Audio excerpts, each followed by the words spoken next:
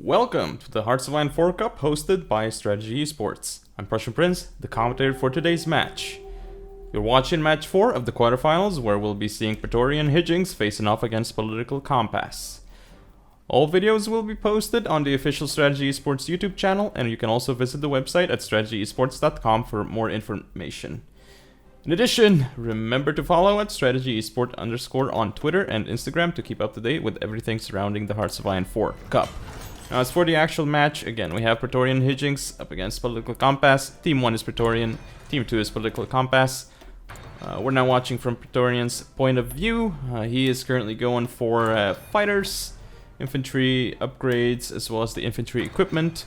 And now we're back on Political Compass. Interestingly enough, he is going for mass assault out of all the land doctrines instead of superior firepower, which is the more usual one. He's also going for the 1936 infantry equipment. Good choice, I would say. We're back on Praetorian's side. He's building some basic infantry equipment, artillery, anti-air, and light tanks. What is not optimal here is the light tanks. Definitely that is not the best unit to build here.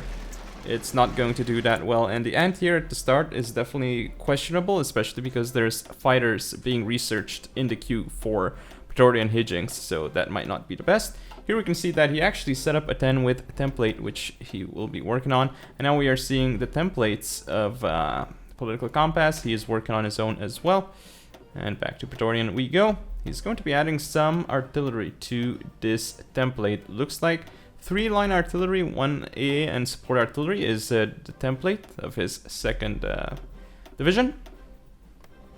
So let's see what he's going to be doing. He's definitely deploying both templates right now, and he is making even a third template this time with some support AA added, 4 battalions of light tanks. He's actually removing all the AA and only keeping 2 battalions of artillery in his template. He's also going to be recruiting some of the light tank template as well. So here we see that the Political Compass is actually going for army effort, which is a bit different compared to what usually happens, because people normally go for industrial effort. That is the more standard choice in this setup, and I would argue that is also the better, safer choice. Looks like we have some trading going on, rubber and tungsten being bought by Praetorian HiJynx. He's also trying to alter his template right now. He's just changing the division icon and names right now, just so he can differentiate between his units better. That really helps when you are microing. So, some other information to note. Again, this is played using a mod, which basically turns France into Team 1 and Germany into Team 2, and both nations do get a little bit of annexed territory. Again, industry is the same, technology is the same, everything is almost the same. Now, in April is when the war automatically starts. Team 2 declares war on Team 1 around mid-April. That is when the war starts. The objective is to annex the opponent, so basically force a peace treaty. That is how you win the game here. Some other important tidbits to note about the mod is that, well, basically, there are 3 very important changes.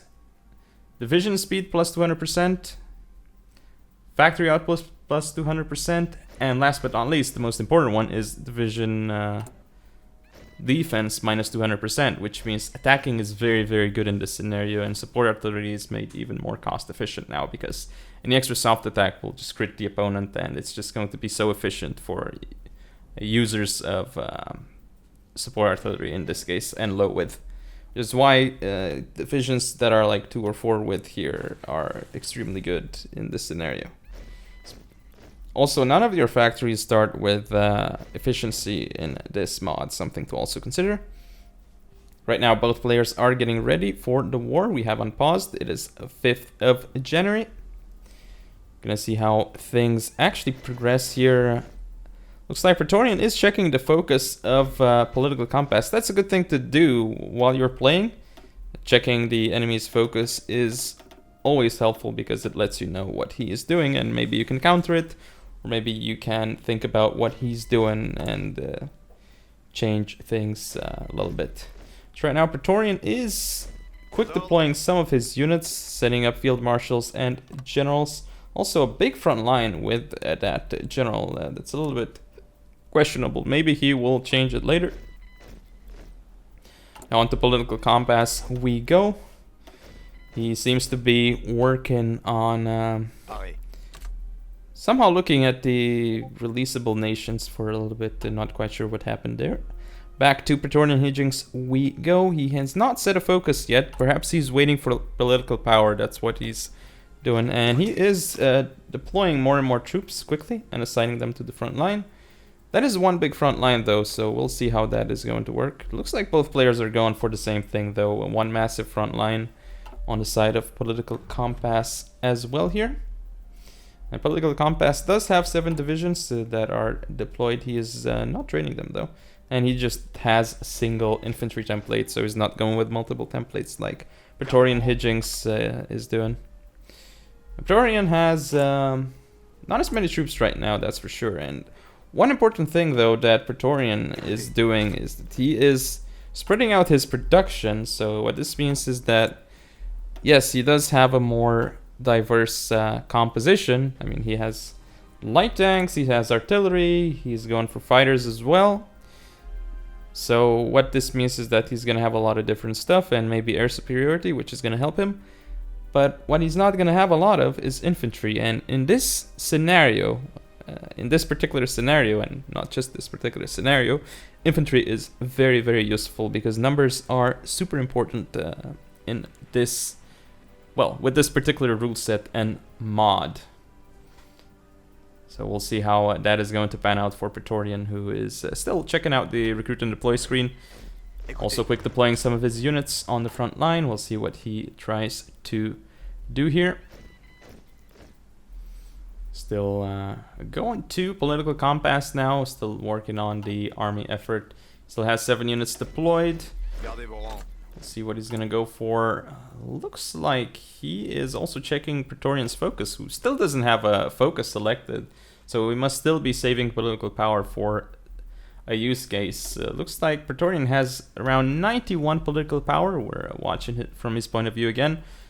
Perhaps he's waiting for improved worker conditions because that costs 100 political power, and if you use it early enough and you survive for a while, then it could very well be worth it for later in the game. But it is going to be a very long time until it actually pays off. Here is the Praetorian starting to deploy some of his fighters, which should help him gain air superiority, because again, Political Compass isn't really working on the air, which is not necessarily a bad thing. He's going for just hordes of infantry, which could definitely work out for him. Now the thing is, what he's doing is literally infantry, so without air, and I don't believe he has any artillery either, it's not going to be easy to push, and he's definitely going to have a lot of issues further into the late game. I mean, this definitely isn't going to win in the late game for sure, let's put it that way. He has to strike early and fast with this composition that he's going for. Otherwise, he's going to be in some trouble against Praetorian, as Praetorian gets enough infantry on the front line and a lot of cast, for instance. We'll see though what Praetorian's gonna do here, as looks like he prioritized reinforcements for a little bit and then decided against it. He is deploying more troops, which he desperately needs right now because he only has around 13 divisions deployed, whereas his opponent, Political Compass, definitely has a lot more.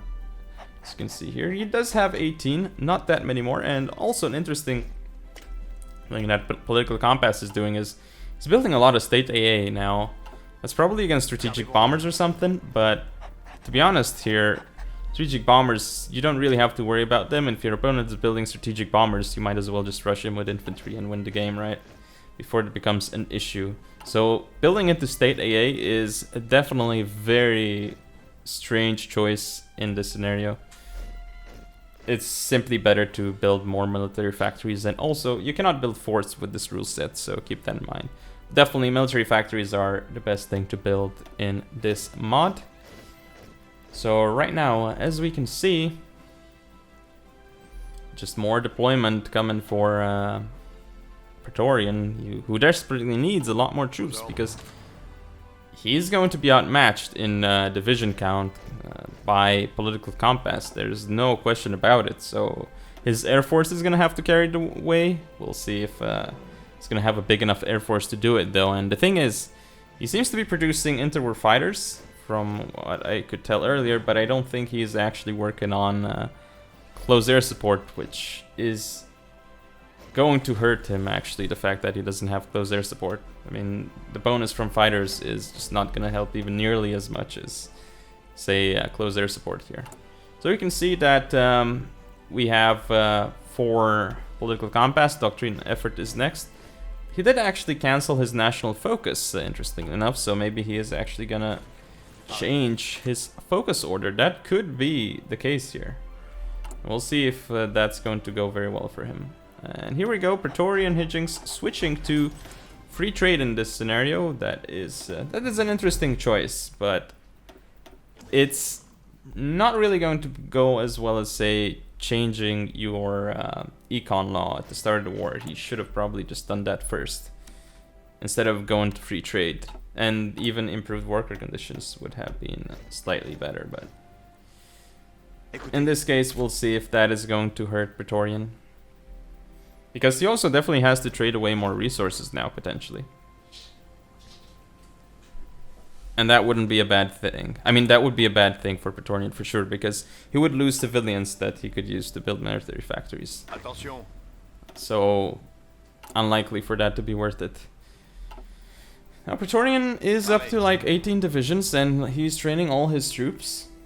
So, he's going to have some of them be at a decent level. You can see the top 4 are actually level 3, so they're doing pretty well.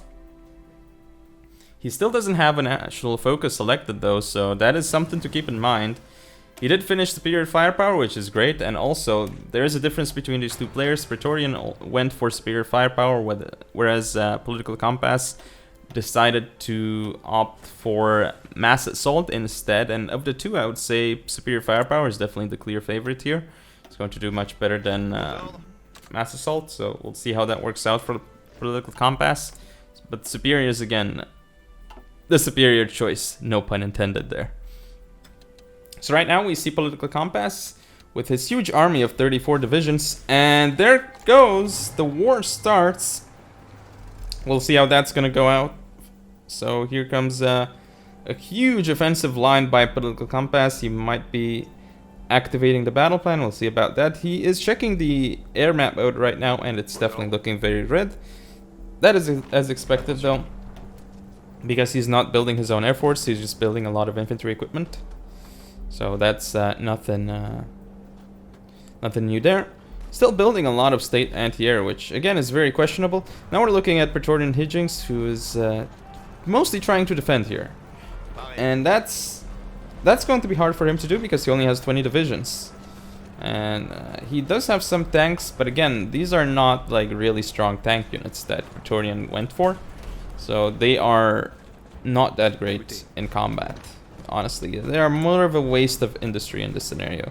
So going for more infantry and artillery would have definitely been the correct play for Praetorian here instead of the light tanks. Light tanks have nothing here that they can offer, really, in this scenario. They're just not going to be cost effective, and you'll be pierced very easily just by support anti-air or something, so... And you can't really make a proper template of them. And if you try to do something, there you don't have enough time. You have like 5 months until the war, so you're just gonna be overrun by a lot of infantry by the enemy. So not the best. So now we see Praetorian is actually adding on to more artillery instead of adding infantry. I would not go in this scenario over 8 factories on artillery. I think 8 is the perfect number. So he is definitely not definitely overproducing artillery there, I would say. 8 is definitely the max you want to have on artillery, because more is just a little bit too crazy. So right now we see new commanders in play for Praetorian. He did get his infantry upgrade. We'll see what he wants to do with it, but that's not really... That one in particular wasn't very helpful. It actually has very minimal impact in this scenario, so it's basically a wasted research, actually. Now here we are looking at Political Compass, who is going to be going for actually the same thing. And again, I disagree with what both of these players are doing, because that technology is actually not good in this scenario. It looks like Electronic Mechanical Engineering going on for Political Compass. He's also checking his production tab, as you saw earlier. He's just only producing infantry at that point. Now, good thing for Praetorian is that he actually has the new infantry equipment quicker than Political Compass, so that's definitely a good choice by Praetorian to rush that. So that is going to make his units more efficient. However, he did not put enough factories on infantry equipment, so it's going to be very hard for him to hold, as you can see right now, because Political Compass is pushing very, very hard all across the front of Praetorian HiJynx. So we'll see how Praetorian can hold, but right now it looks like the north is falling around the Ghent area. That's not looking very good for Praetorian. He still doesn't have a focus, but finally he's going to go for war economy, so that is what he was waiting for, focus-wise. Back to Political Compass we go. He is attacking in Leuven. Also attacking around the Metz area and in the south. Basically all across the front, and he has around 50 divisions, so that is just a ridiculous amount of troops compared to Praetorian, who only has 28 right now on the field. So this is not going to go very well for Political Compass in the late game, so to speak. He has to win this right now, and he's getting a unit wiped to the right of Antwerp. Very good job by Political Compass there. Praetorian is going to end up losing a division, and every division counts a lot here for Praetorian, just especially because he doesn't have a lot. Whereas Political can afford to lose a couple, but not too many, of course. So right now, Praetorian is just really trying to defend his country, and he's not able to do this too well right now, but we'll see when he gets further units. And in comes Political Compass. He actually was able to break Praetorian in one area, and he's starting to push with his infantry right now in multiple places right now. He did actually get Ghent as well. He's pushing into some other areas, and right now we see Praetorian starting to quick deploy more units, which is a very good thing that Praetorian is doing, but this is just potentially not going to work very well. Even though he's getting more units, he has like light tanks, and again, wasted industry on light tanks, because you just can't make enough of them for it to count by the time the war starts, and they're just like not as efficient as just making infantry. So right now we have Political Compass going for what seems to be war propaganda. That is what he went for. He also doesn't have a focus right now, so either he's saving his political power, or he is just forgetting about the focus. And we have Praetorian here. He is starting to retreat in the south and the north. He is getting pushed extremely heavily. He is also going to go for... Well, he was trying to go for improved worker conditions, but he just doesn't have enough political power right now to do that. Looks like he is in Brussels. He's going to try to pull back from Brussels, and he's actually trying to attack with the tank as well into the one tile that Political Compass took below him. Because if Political Compass pushes through there, he can start surrounding Praetorian HiJynx pretty badly. If Praetorian's north gets surrounded, that's going to be pretty bad. So Political Compass is here, and he's making more and more troops. He has about 70 right now, which is definitely a lot more than what Praetorian has. And there you go, we see Political Compass pushing through the north into Dunkirk right now. Finally, Praetorian did get the fighter as well, so we'll see if he starts producing it over the interwar fighter. He's going for Engineering Company 1, which is, again, very, very questionable in this setup. It really isn't... It's just not worth it in here. You just don't build the engineers. They come in too late, and they also don't really help much in this situation. It's basically a waste of tech and a waste of production, because you need to produce support equipment as well for them. So right now we see still on civilian economy for Political Compass. He does not actually want to go for the partial mobilization. Looks like he's going for the improved infantry equipment 1, and that might lead him to the 39 infantry equipment later on. We'll see if he's going to go for it. Looks like... Nope, he's... yeah, he did switch to partial mobilization, Political Compass, that is. And his troops are pushing on through very, very nicely. See what's going on here. Again, just so many troops for Political Compass compared to Praetorian HiJynx. HiJynx just doesn't have that many. And even more troops being recruited for Political, that's just going to help him do so much against Praetorian. And looks like he is thinking about dismantling the Maginot line, but is not doing it right now.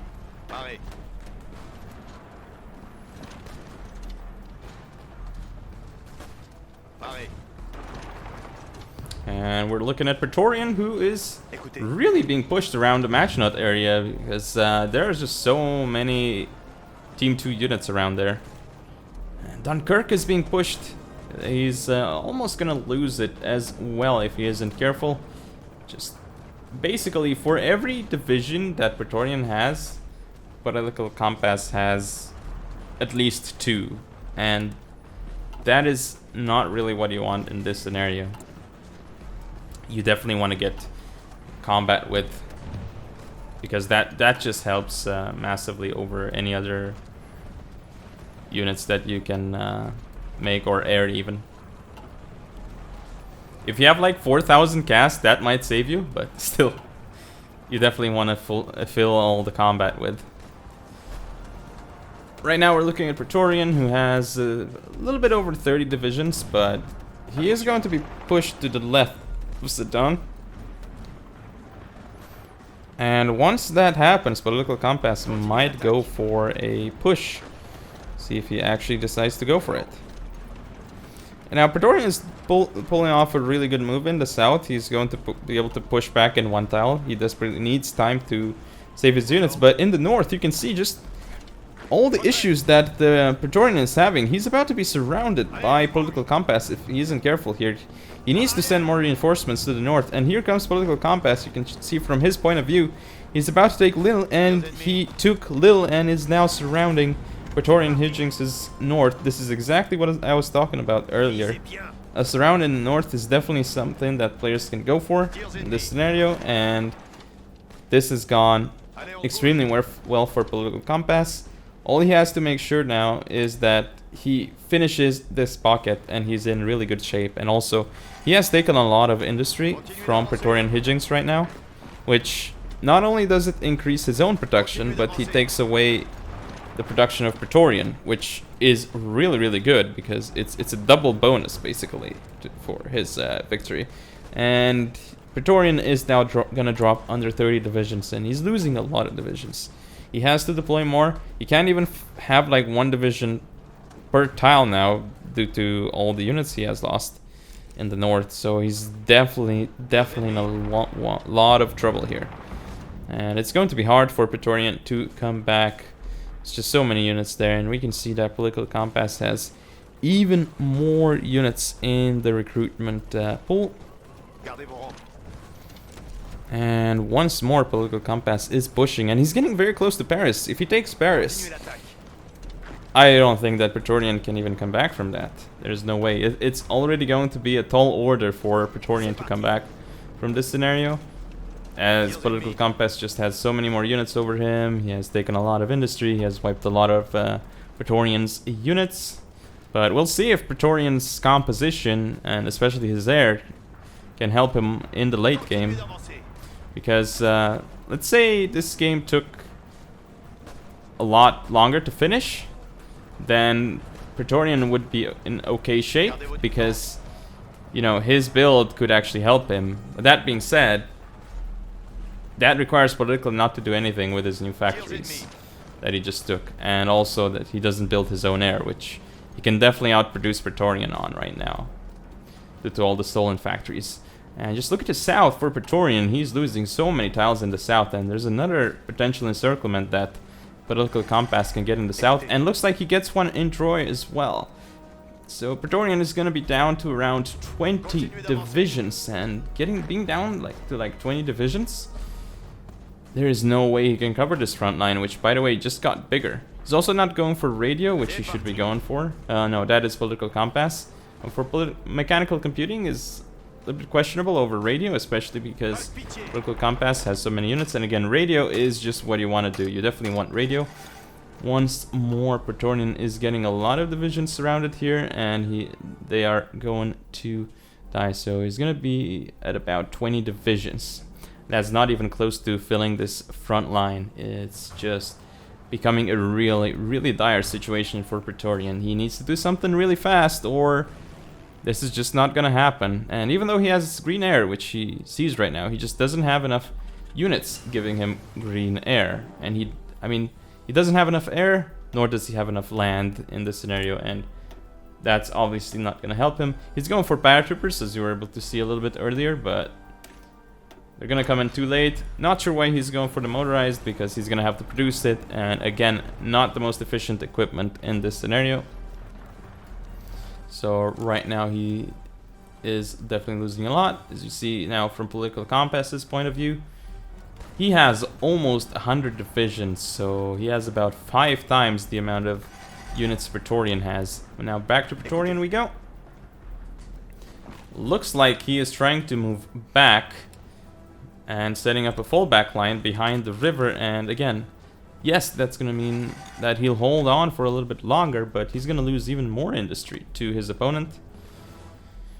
And his opponent is just walking in into his country right now, because he just cannot have enough units to hold. There just isn't enough to hold. And right now, defensive line for Political Compass is pushing on through, and it's just about to be peace treaty time, I think.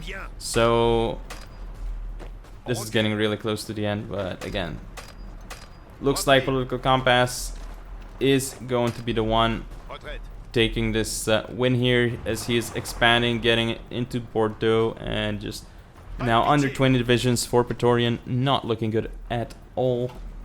Political Compass again pushing on in the north as well, even though that's going a little bit